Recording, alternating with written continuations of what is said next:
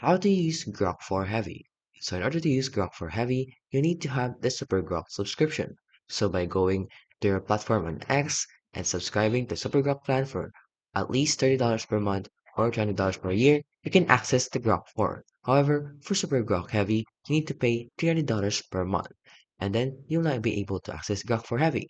Then you need to have a standalone web interface. So Grok 4 offers a dedicated web-based experience, so you can access it in some regions and have full access for Grok 4's capability.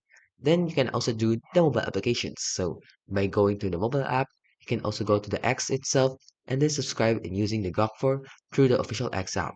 Then you need to set up your API access. So XAI has released an API access to Grok 4, making it available for developers to integrate into applications and workflows. So you can have the pricings for tokens and the extended context. Now, in order to use it now, you need to set up your API. So first, you visit the XAI documentation site, log into your X or Google account, and then you can also find and create an API key option. Then you want to enter a name for your key and click Save. So once your key appears, you can copy it immediately, but you won't be able to view it later. Then you need to have a project directory and create a file name, paste your API key inside using this format. And that's how you can basically use your Grok for Heavy.